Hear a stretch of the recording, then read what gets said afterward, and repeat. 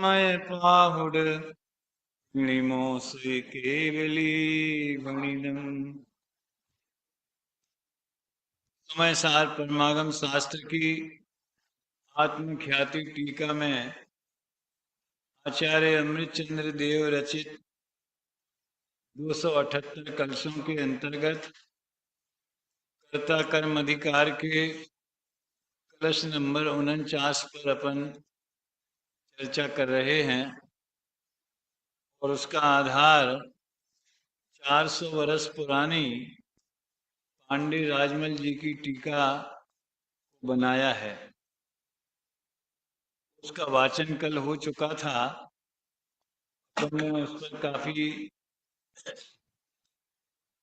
चर्चा भी यथाशक्ति की है।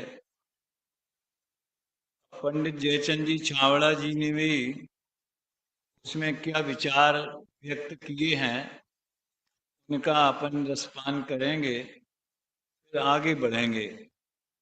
95 नंबर का पेज है, पहले कलश नंबर 49 का अपन पाठ करते। आप साथ में भी बोल सकते हैं, लेकिन बाद में एक एक पंक्ति रिपीट भी करें। व्याप्य व्यापकता तदात्मनि भवेन् नैवा तदात्मन्यपि। व्याप्य व्यापकता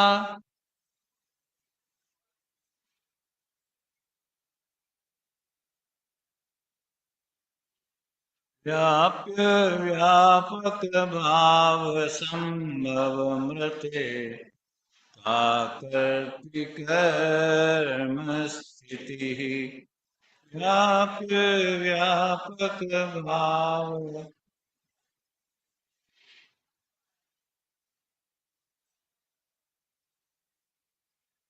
इत्योद्धाम विवेक घस्मर महो कारेण भिन्नस्तमो।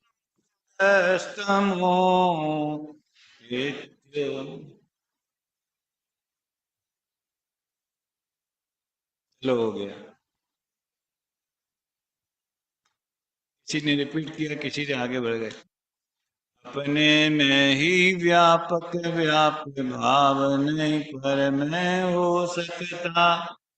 व्यापक व्याप्य भाव नहीं हो तो करता कर्म।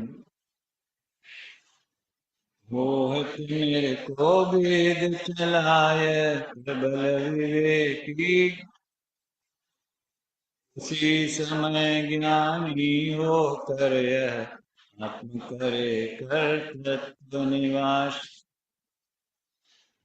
देखिए, कोई भी ग्रंथ होवे, खासकर कुंद कुंदाचार्य देव के परमागम शास्त्र हैं, बारंबार इनका विचार पारायण जितना किया जाए उतना ही उसमें अपूर्व भाव भाषित होते हैं।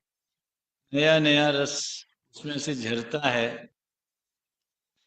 पहले ही कर्ता कर्म अधिकार की शुरुआत ही यहाँ से हुई है कि अपने को पर द्रव्य का कर्ता मानना, उसमें द्रव्य कर्म भाव कर्म नो कर्म सभी आ गए। वास्तव में मान्यता अज्ञान है और अज्ञान से ही बंध होता है।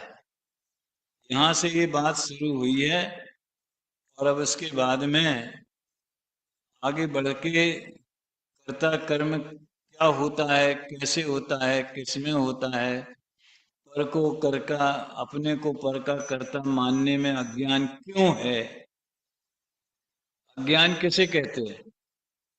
जैसा वस्तु स्वरूप है वैसा नहीं मानना, और जैसा मानते हैं वैसा वस्तु स्वरूप नहीं होना, इसका नाम अज्ञान है। एक द्रव्य दूसरे द्रव्य में प्रवेश नहीं करता, व्यापक नहीं होता। अरे तीसरी गाथा की टीका में तो यहाँ तक लिखा है कि वो उसको छूता भी नहीं है, तो उसका परिणमन करे, उसमें राग उत्पन्न करे, कि उसमें सहयोग करे उसके उत्पाद व्यय में, ये कैसे संभव है। तो आचार्य वस्तु स्वरूप समझाते हैं। वस्तु स्वरूप समझाकर ये बताते कि भाई तो अपने ज्ञायक भाव को, शुद्ध आत्मा को, चैतन्य स्वभाव को पर का कर्ता मानता है, ये मान्यता ही अज्ञान है। देखिए, कुदरत की एक बड़ी विचित्र व्यवस्था है। जो जड़ हैं उनमें न ज्ञान होता है न अज्ञान होता है, न मिथ्यात्व होता है न कषाय होती है। अज्ञान नहीं होता तो उनमें सुख दुख भी नहीं होते, बेचारे जड़ जड़ बने रहते हैं। लेकिन जो चेतन पदार्थ है उसमें ही कुदरत में एक ऐसी, कुदरत मतलब स्वभाव, प्रकृति, तो उसके स्वभाव से ही उसमें अज्ञान रूप परिणमन करने की भी क्षणिक योग्यता है। यद्यपि मिथ्यात, अज्ञान, असंयम ये जीव के विकारी परिणाम हैं। आगे 90 गाथा, 91, 92 ये जो गाथाएं कर्ता कर्म अधिकार की हैं, इसमें रागादि भाव को उपयोग का 3 प्रकार का परिणाम विकार, ये शब्द है। हाँ, तो सम्मर अधिकार में कहते हैं उपयोग में उपयोग है, उपयोग में क्रोधादि नहीं है, क्रोधादि में क्रोधादि है, उनमें उपयोग नहीं है। अज्ञानी के उपयोग भी सदा उपयोग रूप ही रहता है। क्या देखो, ये न्याय बड़ा समझने लायक है।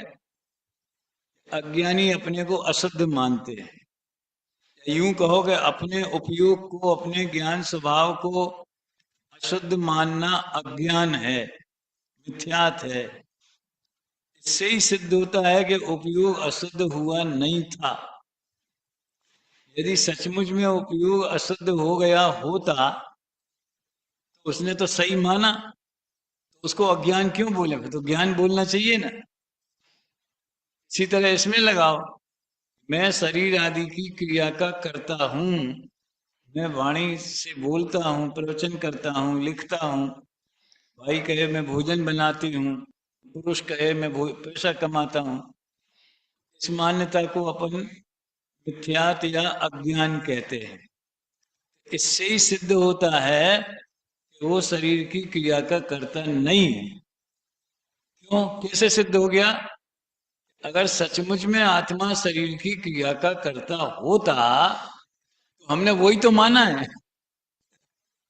तो फिर उसको तो सम्यक ज्ञान कहना चाहिए ना। फिर जीव संसार में क्यों भटक रहा है?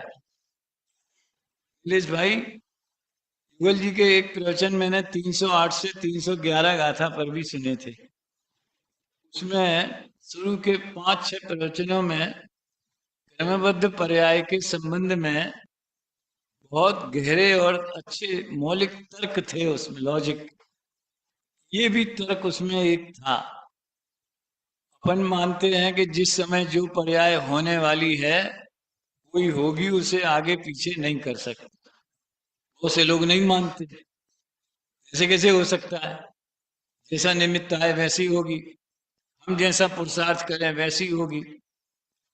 जैसा वो मानते हैं वैसी ही अगर वस्तु की व्यवस्था हो गए तो ये जीव दुखी क्यों है? संसार में क्यों भ्रमण कर रहा है? मतलब चैलेंज है। जिसको भी ये अभिमान होवे मैं शरीर आदि की क्रिया का करता हूँ, शरीर आदि में सब लगा लेना, मकान, दुकान, संस्था, पैसा, मंदिर, पूजा पाठ, क्रिया, व्रत, शील आदि में सब लगा लेना। शरीर आदि, आदि मतलब फर्स्ट, पहला शरीर बोला, बाकी सब आप अपने मन से लगा लेना।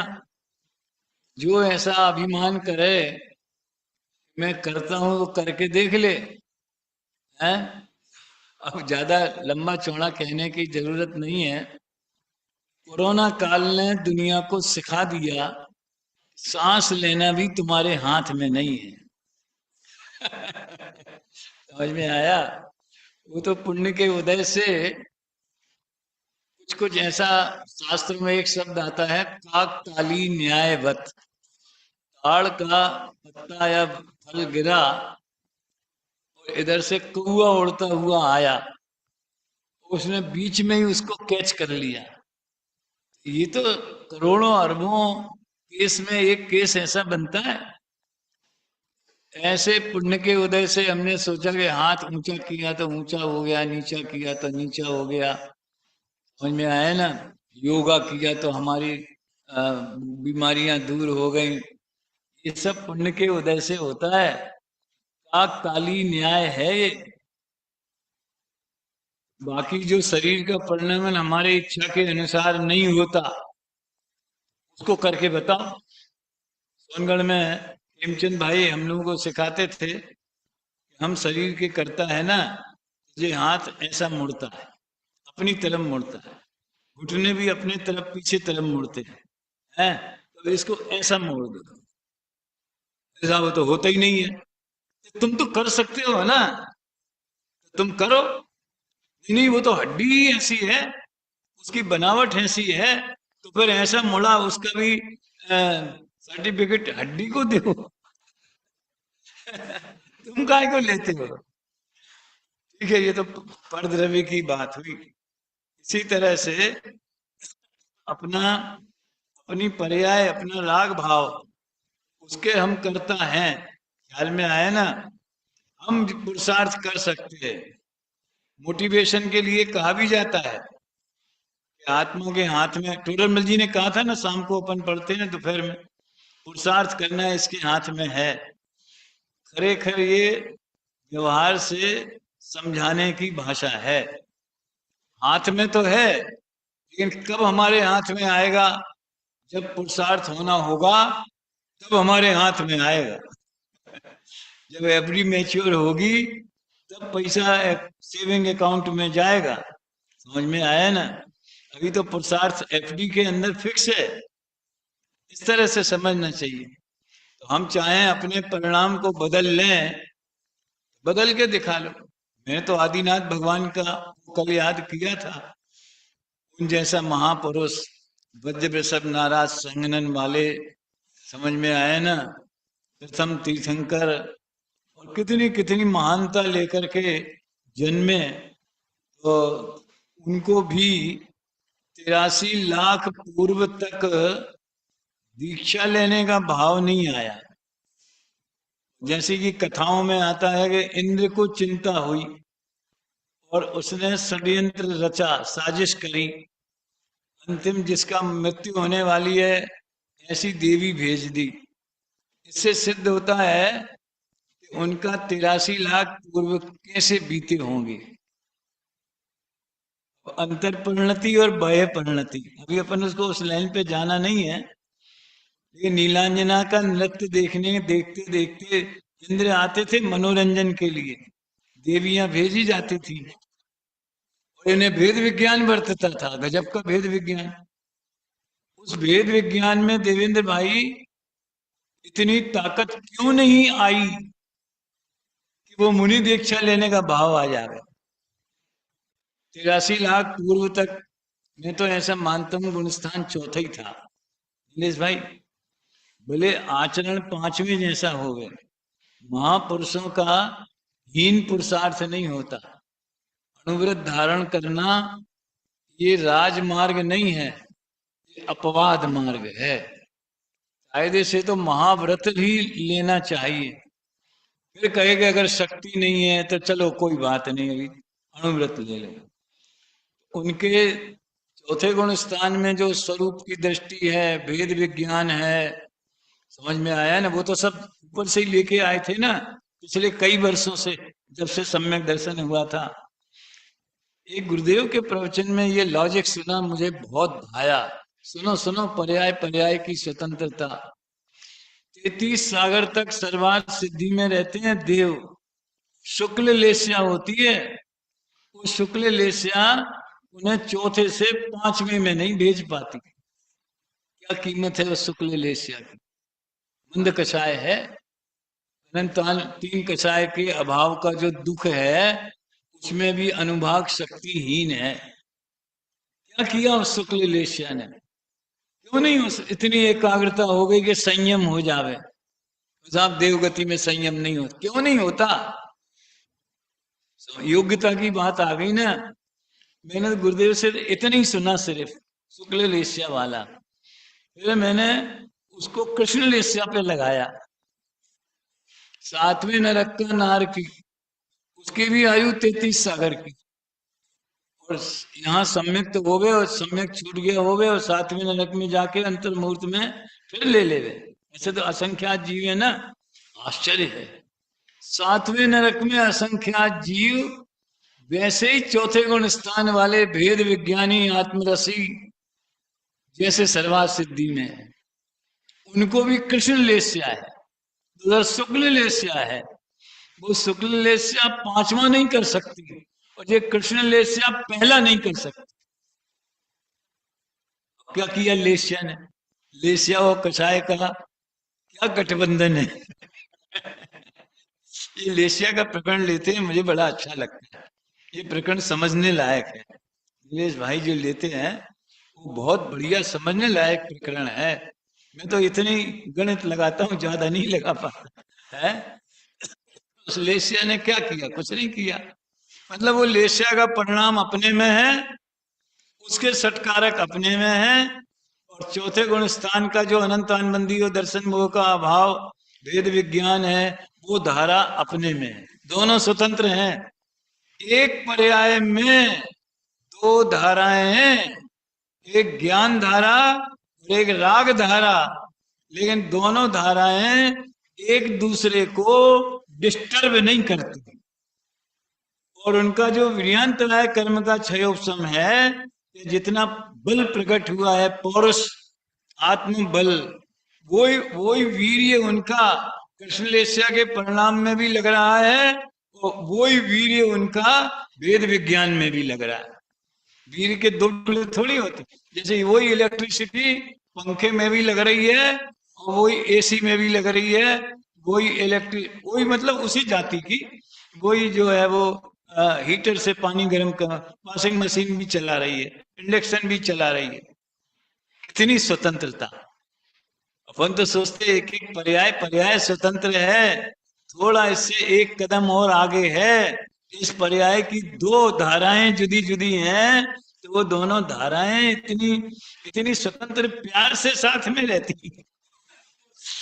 वो कहती तुम अपना काम करो, मैं अपना काम करूं। एक पर्याय में दो तरह की, इसका नाम साधक दशा है। तो इसलिए मैंने इसलिए कहा कि इतने प्रथम बंद 100 इंद्रों द्वारा पूजित, जिनके दरवाजे में इंद्र बांसुरी बजा के नाचता है, समझ में आया ना, जन्म कल्याणक में ऐसे महापुरुष, वो 83 लाख पूर्व तक भोगों में पड़े रहे, वेद ज्ञान भी चलता रहा, भोगों का परिणाम भी चलता रहा, और जब मुनि हो गए तो 1000 वर्ष तक छठवें सातवें में घूमते रहे। उनमें अपने परिणाम को जल्दी लाने की सामर्थ्य नहीं थी, हम में है। हम उनसे भी ज्यादा महापुरुष हैं। समझ में आया ना प्रकाश भाई? क्या औकात है अपनी उनके सामने। इसी तरह एक पॉइंट और विचारने लायक, अनंत वीर्य किसको प्रकट होता है? अनंत वीर माने अनंत पुरुषार्थ किसको होता है? केवल ही भगवान को। अनंत ज्ञान, अनंत दर्शन, अनंत चतुष्टय के धनी तुम ही हो सिरताज। तो केवल ज्ञान के साथ में ही तो दर्शन, सुख और वीर्य होते हैं ना। अब वो भगवान क्या करते हैं? कितने वर्ष तक सहयोग केवली अवस्था में रहे ऋषभ देव, सब जानते हैं, जानते कि नहीं है? कहाँ गए रौनक? 1 लाख पूर्व माइनस 1000 वर्ष, 1000 वर्ष मुनि दशा में गया, 84 लाख पूर्व की आयु थी। तो 1 लाख का गणित गुरुदेव बताते हैं, 70 लाख, 70 माने हिंदी का 70, गुजराती का नहीं, 70, 70, और उसको सिंतेर बोलते हैं ना। 70 को क्या बोलते हैं? सिंतेर, सित्तेर। हमको भाई आप लोग बार बार बुलाओगे तो सीख लेंगे थोड़ी बहुत। आना न आना होनहार के हाथ में है। 70,56,000 करोड़। तूने सुना भैया ये गणित? 70,56,000 करोड़। कंप्यूटर में लिख के देखना कितना जीरो लगते हैं उसके अंदर है। इतने वर्ष का एक पूर्व इंटू 1 लाख पूर्व केवल ज्ञान सहित विचरते रहे। अब फिर 14वां गुण स्थान क्यों नहीं आया? नहीं आया तो नहीं आया। ऐसा अपूर्व स्वरूप है, कर्ता कर्म का ऐसा अद्भुत स्वरूप है। इसको जानना समझना, भगवत हम क्या करें? अभी गुरुदेव के व्याख्यान में आया था, क्या करें? तो गुरुदेव ने बताया, दृष्टि को अपने स्वभाव सन्मुख करना ये करना नहीं है। दुनिया को तो करने के नाम पर बस उठा पटक करना, मेहनत करना, शरीर की क्रिया करना, भूखे रहना के पहाड़ पे चढ़ना के, समझ में आया ना, कष्ट सहना, उसको दुनिया पुरुषार्थ मानती है। कष्ट सहने में तो जो भी परिणाम होता है, लेकिन मैं करता हूं तो मिथ्यात्व का पुरुषार्थ हो गया। इस तरह से प्रकरण बड़ा प्यारा प्रकरण है। अपन जयचंद जी छावड़ा कृत भावार्थ पढ़ते हैं। जो सर्व अवस्थाओं में व्याप्त होता है वो तो व्यापक है। व्यापक, उसमें कर्ता कर्तृ प्रत्यय है, समझ में आया ना? तो व्याप्त होता है। व्याप्त होना माने फैलता है, प्रसरता है, व्याप्त होता है, इस तरह से।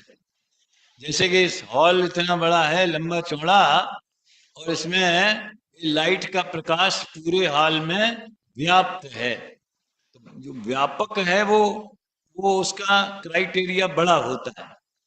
जिसमें वो व्याप्त होता है उसका क्राइटेरिया थोड़ा छोटा होता है। संख्या की अपेक्षा भी है, प्रदेशों में भले कोई फर्क नहीं पड़े। जो सर्व अवस्थाओं में व्याप्त होता है वो व्यापक है, और जो अवस्था के विशेष हैं वे व्याप्य हैं। आत्मा व्यापक है, और श्रद्धा गुण भी व्यापक है, और मिथ्या दर्शन है, दूसरा गुण स्थान है, तीसरा गुण स्थान है, चौथा गुण स्थान है, समझ में आए ना? छायक सम्यक्त है, ये व्याप्य है। पर्याय अनेक, द्रव्य एक। एक द्रव्य एक ही पर्याय जितना होकर के नहीं रहता, वो पर्याय तो जाती है और दूसरी आती है, और जो जाएगी उसको छोड़ के द्रव्य जो वर्तमान में प्रकट हुई है उसमें व्याप्त हो जाता है। ऐसा अद्भुत स्वरूप है। इस प्रकार द्रव्य तो व्यापक है, और द्रव्य गुण में भी लगता है। ऐसे आत्मा द्रव्य व्यापक है, और श्रद्धा ज्ञान चारित्र सुख वीर्य ये व्याप्य हैं, क्योंकि अनेक हैं। एक एक अखंड स्वरूप जो है, अरे सुनो, कश्मीर से कन्याकुमारी तक एक अखंड भारत, वो व्यापक है। फिर गुजरात है, राजस्थान है, इतने जिले हैं, इतने गांव हैं, ये है, ये सब क्या है? ये व्याप्त है। ऐसा व्याप्य व्यापक लगा लेना। जो द्रव्य का आत्मा है, अरे गजब हो गया। इसको इसलिए मैंने बोल्ड में करवाया। क्या सुभाष भाई दिखता है? नहीं तो इधर आ जाओ। जो द्रव्य का आत्मा है वही पर्याय का आत्मा है। सुनो, यहाँ आत्मा शब्द से, वो मैंने बताया था ना, कौन सी गाथा का रेफरेंस दिया था? प्रवचन सार की 87 गाथा। जो गुण पर्याय, द्रव्य जो है वो गुण पर्याय का आत्मा है, और गुण पर्याय जो है वो द्रव्य के आत्मा है। उस पर गुरुदेव का बहुत मस्त प्रवचन है। पूरे प्रवचन में उन्होंने इसका खुलासा किया है। यहाँ आत्मा माने उसकी जान, उसके प्राण, उसका सर्वस्व, उसकी सत्ता, उसका अस्तित्व। समझ में आया अनिल भाई? जो द्रव्य का आत्मा है, यानी जो द्रव्य का स्वरूप है, सत्व है, वही पर्याय का सत्व है, यानी सत्ता एक है। सीधी बात ये है, क्या सत्ता एक है। अब जैसे अपन जैन समाज में लेवे ना, तो आपका अपना जो इस एरिया का समाज है, लेकिन आप में जो जैनत्व है वो हिंदुस्तान में और बाहर भी जितने भी जैनी है सब में वही जैनत्व है। सामान्य अनेक विशेषों में व्याप्त रहता है, जो द्रव्य का आत्मा है वही पर्याय का आत्मा है। अतः ऐसा व्याप्त व्यापक भाव तत्स्वरूप में ही होता है। द्रव्य की सत्ता और पर्याय की सत्ता एक होगी तो द्रव्य पर्याय में व्याप्त हो जाएगा, और द्रव्य की सत्ता जुदी और पर्याय दूसरे द्रव्य की। द्रव्य आत्मा चेतन, पर्याय वाणी शरीर की क्रिया, तो सत्ता दो हो गई ना। दो सत्ता हो गई तो फिर दो आत्मा अलग अलग, आत्मा माने स्वरूप, वो अलग अलग हो गए, तो फिर वो कैसे व्यापक व्यापक भाव बनेगा। एक अंश ही ऐसा है, सुनो, जैसे अपना शरीर अखंड एक है, और हमारे आंख है, कान है, उंगलियां हैं, हाथ पैर इत्यादि बहुत सारे अंगोपांग हैं। तो अंगोपांगों का की जो सत्ता है वही शरीर की सत्ता है? इसलिए हमारा शरीर अपने अंगोपांगों में व्याप्त है, क्योंकि शरीर एक है। लेकिन शरीर हमारा हो और आंख तुम्हारी हो, शरीर हमारा है, पांव तुम्हारे हैं, तो हम तुम्हारे पांव से चल सकते हैं? कोई किसी दूसरे के पांव से चल सकता है? क्यों नहीं चल सकता? क्योंकि व्याप्य व्यापक भाव नहीं। हमारे शरीर के जो है अपने ही अंतरंग और बहिरंग जो भी उसके पार्ट्स हैं, उसमें व्याप्त उन सबकी अखंडता का नाम ही शरीर है। भारत किसका नाम है? महाराष्ट्र का, गुजरात का, मध्य प्रदेश का, किसका नाम? भारत कहाँ है? भारत भारत में है। समझ में आया ना? भेद से देखो तो भारत की अनुभूति नहीं होगी, अभेद से देखो, भेदों को विलीन कर दो तो भारत की अनुभूति होगी। सब जगह ये फार्मूला है। व्याप्य व्यापक भाव तत्स्वरूप में ही होता है, तत्स्वरूप में नहीं होता। यहाँ ये सिद्ध होता है कि व्याप्य व्यापक भाव के बिना कर्ता कर्म भाव नहीं होता है। जो ऐसा जानता है वो पुद्गल और आत्मा में कर्ता कर्म भाव को नहीं मानता, तब ज्ञानी होता हुआ कर्ता कर्म भाव से रहित होकर ज्ञाता दृष्टा अर्थात जगत का साक्षी भूत हो जाता है। इसका क्या मतलब है? कर्ता कर्म भाव को नहीं माना, नहीं माना माने दो द्रव्यों में कर्ता कर्मपना नहीं माना, तो अज्ञान दूर कैसे हो गया? क्योंकि मानना अज्ञान था। समझ में आया ना? एक द्रव्य दूसरे द्रव्य का कर्ता, अपने ऐसा लगता है कि यार ये बात क्या चलती है। अपने यहाँ तो कम से कम लोग, काफी लोग समझते हैं। ये तो इतने वर्षों से ये धारा जो चल रही है, अपने बुजुर्ग विद्वानों ने, बाबू भाई ने, उनके जमाने में खेमचंद भाई थे, रामजी भाई, बहुत सारे, समझ लो पूरी विद्वत परंपरा, 50 विद्वान हुए हैं, तो वो धारा उन्होंने समाज में चलाए रखी। तो लोगों को ये सुनने की आदत पड़ गई, हजारों लोग इस बात को सुनने लगे, समझने लगे, तो उन्हें आनंद आने लगा। लेकिन इससे कई गुने ऐसे ज्यादा लोग हैं उनके फालतू की बकवास करते रहते हैं, ये करता है, ये कर कुछ गुरुदेव के प्रवचन में भी बोलते थे, इसमें धर्म क्या हुआ? आत्मा शरीर की क्रिया का करता नहीं है, इसमें धर्म क्या हुआ? है, ये तो तुम्हारा फिलोसफी हुई, ये तो दर्शन शास्त्र हुआ। धर्म कहाँ आया? धर्म तो तब आएगा ये कुछ करने का कहोगे, दान दो, समझ में आया, वो 40 कमरे बनवा दो, दान दो, पूजा करो, शिविर लगाओ, और बच्चों को भर्ती करो, समझ में आया ना? बच्चों को शिक्षा अच्छी दो, कुछ व्रत उपवास करो, ऐसे नहीं खाओ पियो। हमारे यहाँ तो ये, आपके यहाँ भी चलता होगा दूसरे पक्ष में, हाँ ये धर्म बढ़िया, लड्डू खाओ और मोक्ष जाओ, करना धरना कुछ नहीं। जिसने ये सुना नहीं कभी, उसको यही प्रॉब्लम होती है। इसलिए गुरुदेव को बार बार ये कहना पड़ता है कि भैया, मिथ्या दर्शन ज्ञान चारित्र ही अधर्म है, और सम्यक दर्शन ज्ञान चारित्र रत्नत्रय ही धर्म है।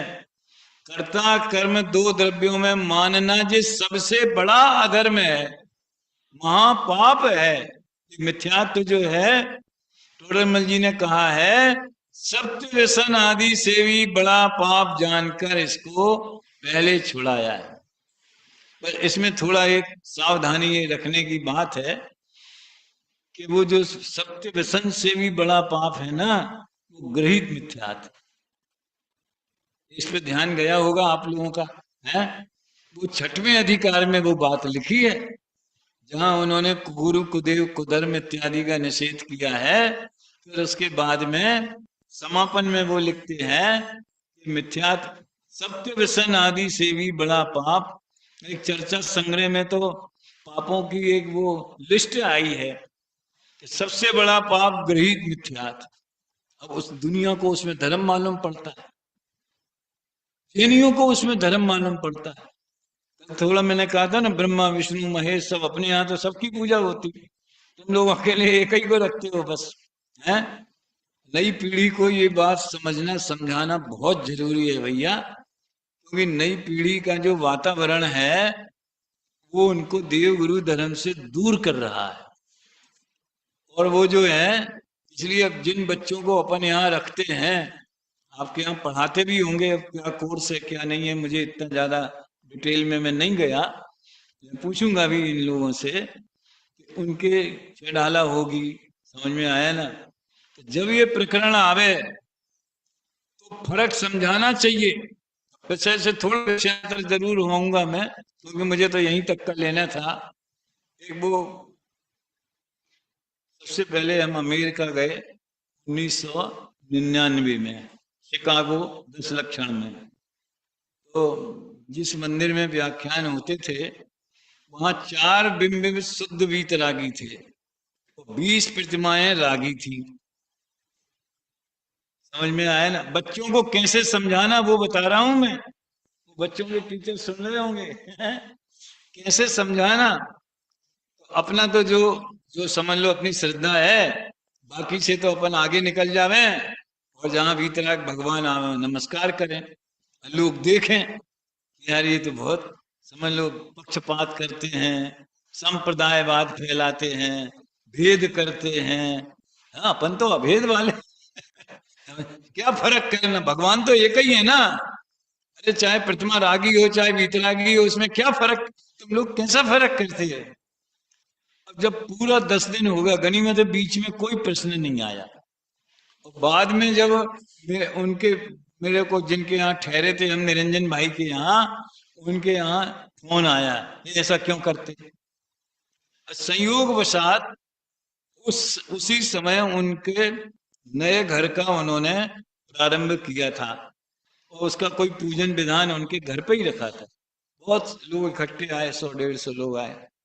मैंने एक उदाहरण दिया, उस समय अमेरिका के राष्ट्रपति क्लिंटन थे, तो मैंने कहा क्लिंटन की स्टैचू बनाओ और उसको ड्रेस महात्मा गांधी जी से पहना दो, चश्मा गांधी जी जैसा, धोती गांधी जी जैसी, समझ में आया ना, लाठी गांधी जी जैसी। तो ये क्लिंटन का सम्मान है कि अपमान है?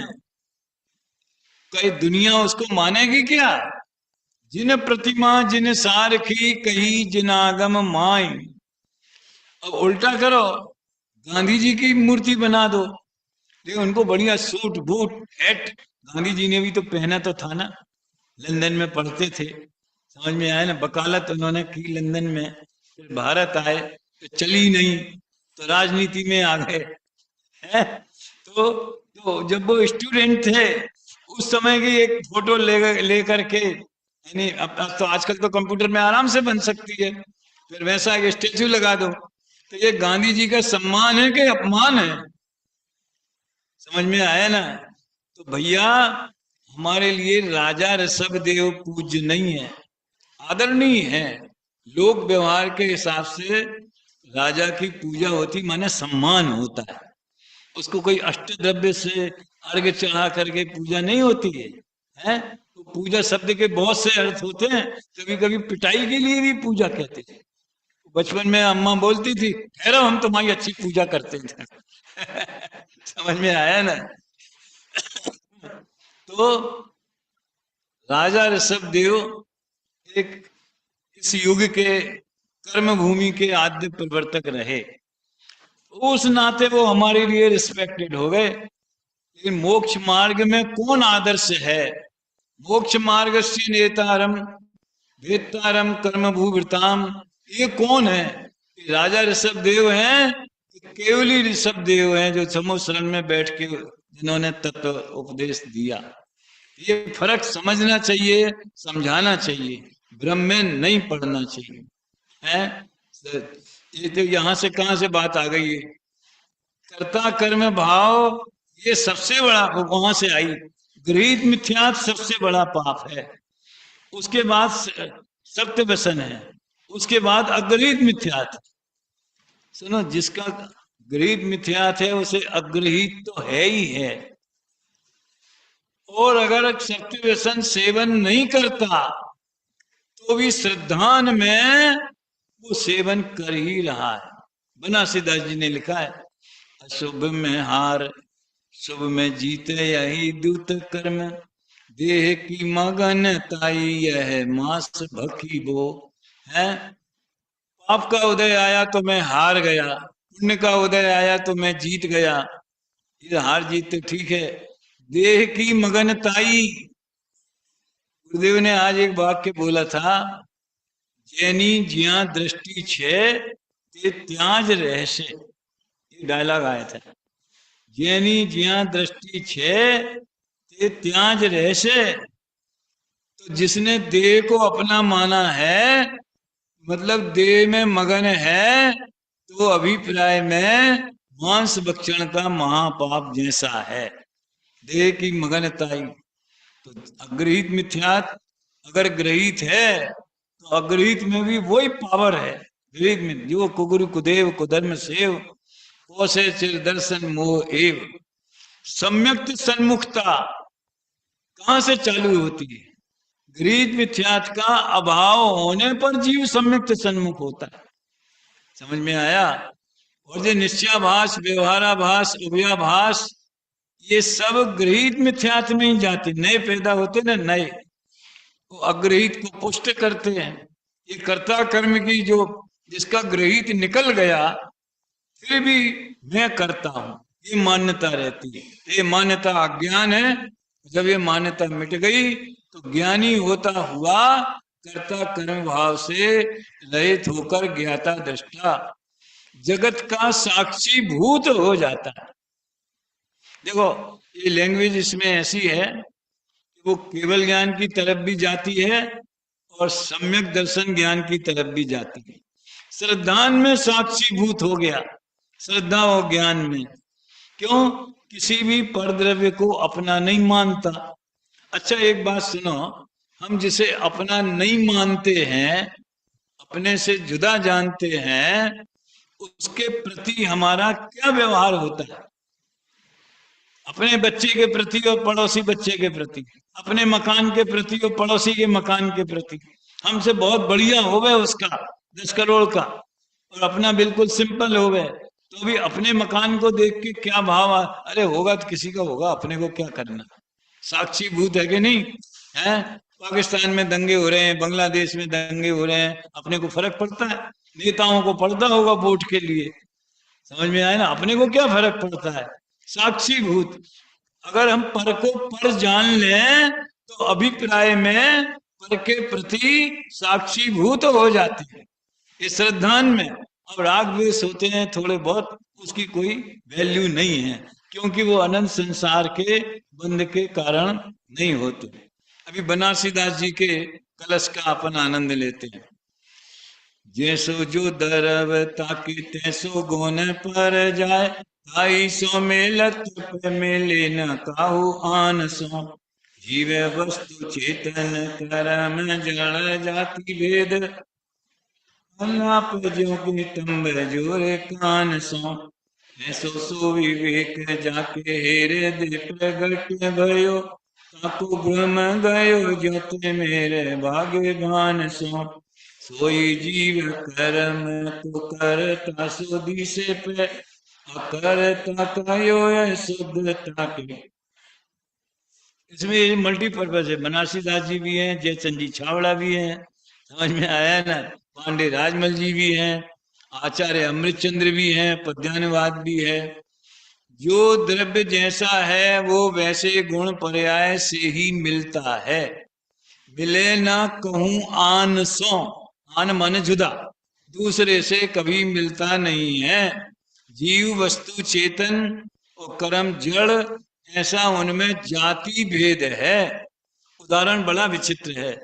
अमिल मिलाप, जीव और चेतन मिल जाए, ये कैसा असंभव है। नितंब यानी हिप्स और कान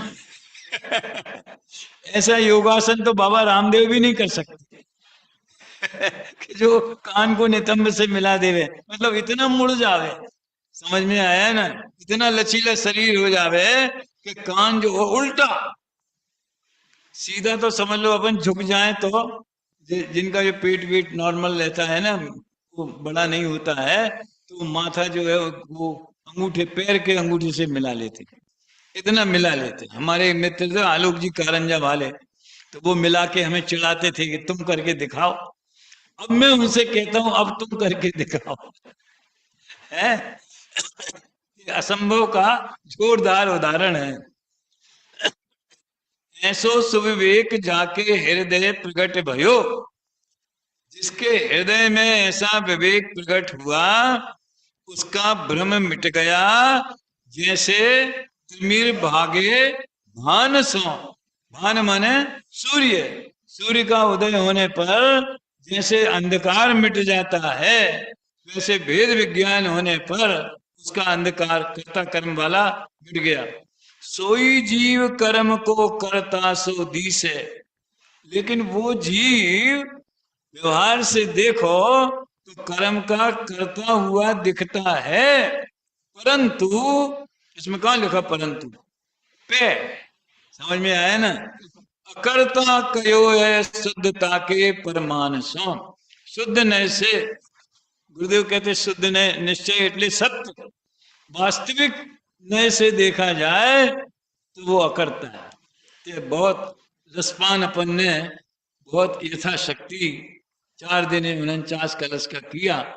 अब इसके बाद हम समझ लो देवलाली जाके इसको कंटिन्यू करने वाले हैं।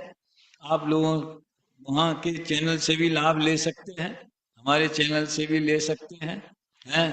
हमने कहा है कि भाई आप यहाँ से भी उसको रिलीज करने की व्यवस्था बनाएं, जो भी होगी वो बात आएगी।